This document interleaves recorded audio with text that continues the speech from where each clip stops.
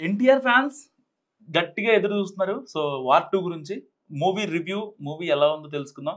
So, పర్టిక్యులర్‌గా 'war 2' సినిమాకి మస్ట్‌గా plus points ఏంటంటే ఎన్టీఆర్ ఇంకా హృతిక్ రోషన్ యాక్టింగ్ అని చెప్పుకోవచ్చు. ఇంకా ఇంటర్వెల్ సీన్ ఇంటర్వెల్‌కి ముందు. సో, ఇంకా డైరెక్షన్ నెక్స్ట్ లెవెల్ అనుకోండి విషయం. సో, మైనస్ పాయింట్స్ ఏంటంటే ఒక రకంగా స్టోరీ అని చెప్పుకోవచ్చు. అండ్ సెకండ్ హాఫ్‌లో కొంచెం లాగ్ ఎక్కువైంది. ఆ లాగ్ కొంచెం తగ్గిస్తే బాగుండేదేమో. సో, ఎక్స్‌పోజింగ్ ఇంకా అవి ఇవి అంతా ఓకే. బట్ ఆ లాగ్ కొంచెం తగ్గితే బాగుండేదేమో అని కొంచెం ఒక టాక్.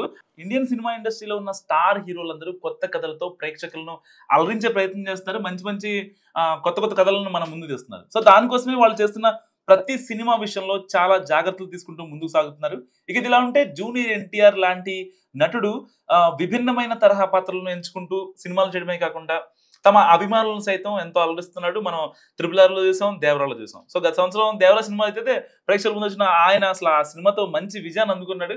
సో, నెక్స్ట్ లెవెల్ ఆహా అనిపించాడు. మంచి ఫ్యాన్స్‌కి ఒక మంచి గిఫ్ట్, జంబో ప్యాక్ లాంటి గిఫ్ట్ అన్నమాట అది. సో, ఇక ఇప్పుడు హృతిక్ రోషన్‌తో కలిసి చేసిన 'వార్ 2' సినిమాతో మరోసారి ప్రేక్షకుల ముందుకు రావడానికి సిద్ధమవుతున్నాడు. సో, ఈ సినిమా రేపు రిలీజ్ అవుతున్న సందర్భంగా యూఎస్‌లో ఇప్పటికే ఈ సినిమాకి సంబంధించిన ప్రీమియర్స్ అన్నీ కూడా అయితే స్టార్ట్ అయిపోయాయి.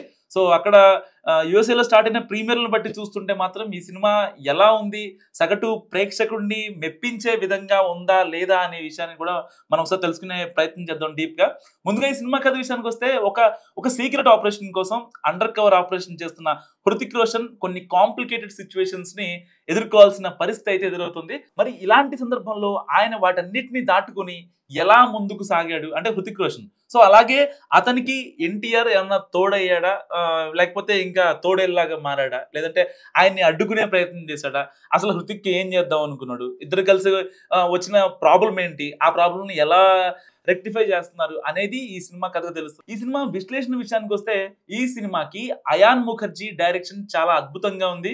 కథని చాలా పర్ఫెక్ట్‌గా మెప్పించే ప్రయత్నం అయితే చేసినట్టుగా తెలుస్తుంది. కథలో ఎక్కడా కూడా డీవియేషన్ అవ్వకుండా దానికి తగ్గట్టుగా స్క్రీన్ ప్లే రాసుకొని ఇద్దరు హీరోలకి సమానమైన స్క్రీన్ బ్యాలెన్స్ చేస్తూ ప్రేక్షకులను ఆకట్టుకునే ప్రయత్నం చేశారు అయాన్. సో, ఇక ఈ సినిమాలో హృతిక్ రోషన్, ఎన్టీఆర్ మధ్య వచ్చే ఫైట్ సీక్వెన్స్ నిజంగా మెస్మరైజింగ్ అట. సో, ఈ సీక్వెన్స్ కోసమే సినిమాని చూడొచ్చని ఆ సినిమాని చూసిన ప్రేక్షకులు యూఎస్‌లో ఉన్నోళ్ళు చెప్తున్నారు. సో, జూనియర్ ఎన్టీఆర్ ఎంట్రీ కూడా ఈ సినిమాకి చాలా వరకు ప్లస్ అవుతుందట.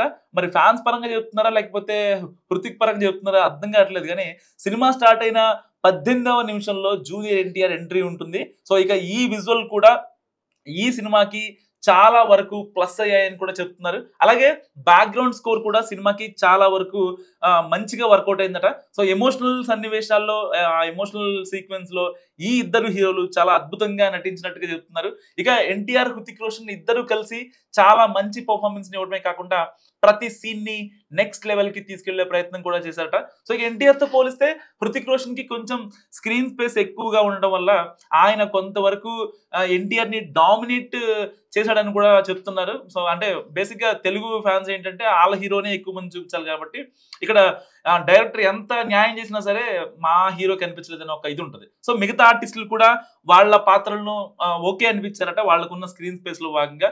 సో, ఇది 'వార్ 2' రివ్యూ. మీరేమనుకుంటున్నారో కామెంట్ రూపంలో చెప్పండి.